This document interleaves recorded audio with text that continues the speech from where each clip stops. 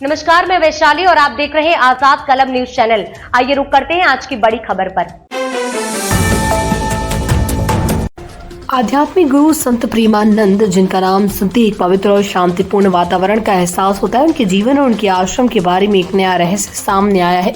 प्रसिद्ध IIT बाबा ने हाल ही में संत प्रेमानंद के आश्रम से जुड़ी एक बेहद चौंकाने वाली जानकारी साझा की, जिसने उनके अनुयायियों और भक्तों को हैरान कर दिया। IIT बाबा, जो खुद एक मशहूर गुरु और शिक्षाविद हैं, ने इस राज को खोलते हुए बताया कि संत प्रेमानंद के आश्रम में जो कुछ भी हुआ वो आमतौर पर किसी को विश्वास नहीं होगा।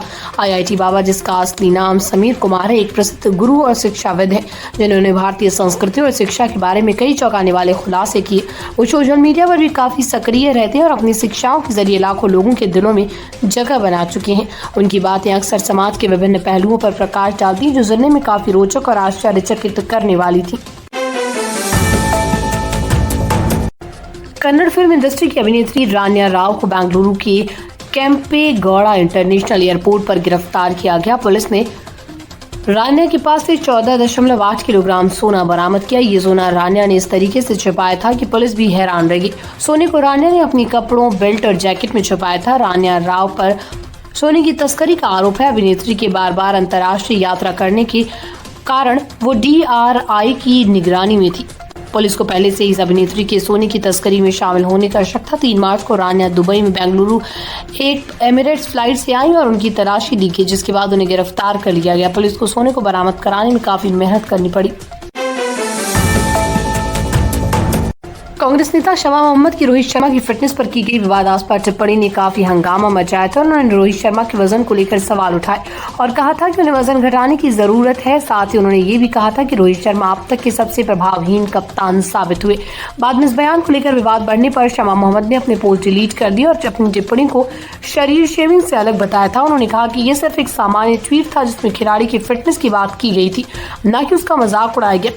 अब शमा मोहम्मद ने भारतीय क्रिकेट टीम के पूर्व कप्तान स्टार बल्लेबाज विराट कोहली को लेकर भी एक बयान दिया। इस बार उन्होंने विराट कोहली की जमकर तारीफ की है।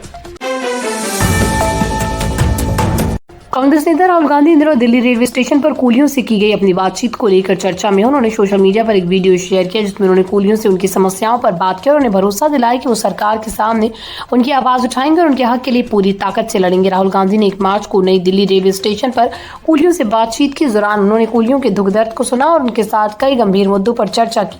राहुल गांधी ने आज ट्विटर पर इसको मुलाकात का वीडियो शेयर करते हुए लिखा, कुछ दिन ऐसे आते हैं जब खाने के लिए भी पैसे नहीं होते। हमें या तो घर पैसे भेजने होते हैं या खाना खाना होता है। हमारे कूलिया भाई ऐसी मुश्किलों में जीने के लिए मजबूर हैं।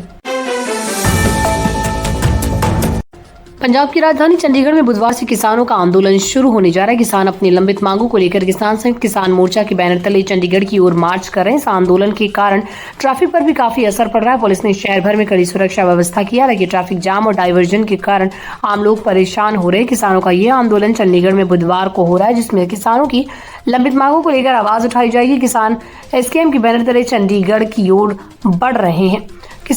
पुलिस ने किसानों के चंडीगढ़ में प्रवेश को रोकने के लिए कड़ी सुरक्षा व्यवस्था बनाई। इसके बावजूद ट्रैफिक पर इसका गहरा असर पड़ा है। खासकर मोहाली चंडीगढ़ सीमा पर ट्रैफिक की रफ्तार बेहद धीमी हो गई, क्योंकि चंडीगढ़ पुलिस ने वाहनों के प्रवेश पर बैरिकेड्स लगा दिए और ट्रैफिक डाइवर्जन लागू किया है।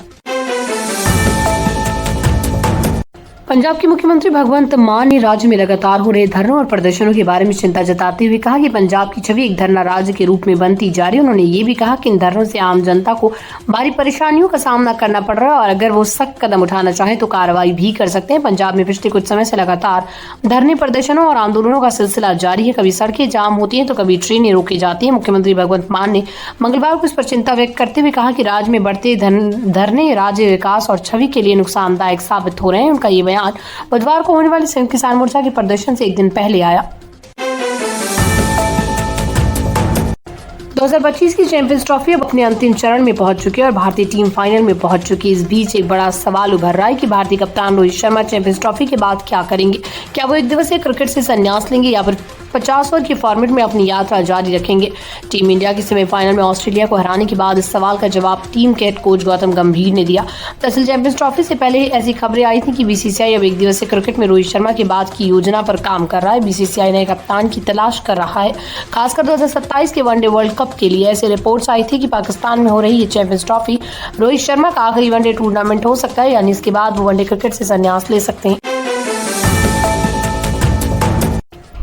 2023 के विश्व कप फाइनल के बाद से भारतीय क्रिकेट प्रशंसक और मीडिया इस मैच को एक तरह से बदलना लेने के रूप में देख रहे हैं और उम्मीद कर रहे थे कि 1 साल और 6 महीने पुरानी हार का दर्द थोड़ा कम हो सकेगा। भले ही भारत के लिए सिर्फ एक जीत हो, लेकिन एक खिलाड़ी ऐसा था जिसने ऑस्ट्रेलिया के खिलाफ इस मैच में अपनी हार का हिसाब चुकता किया। वो खिलाड़ी है केएल राहुल। इस मैच को कुछ के लिए सिर्फ एक जीत मान लिया गया, लेकिन कुछ के लिए ये यादगार सफलता थी और कुछ लोग इसे बदला लेने के रूप में देख रहे थे। भारतीय फैंस के लिए 4 बार 2025 को दुबई में खेले गए चैंपियंस ट्रॉफी के पहले सेमीफाइनल में ऑस्ट्रेलिया के खिलाफ भारत की जीत अलग अलग भावनाओं को उत्पन्न कर रही थी। जहां पूरी टीम के लिए ये सिर्फ एक जीत थी जो उन्हें अपने लक्ष्य के करीब ले आई, वहीं एक खिलाड़ी ऐसा था जो खिलाड़ी केएल राहुल था।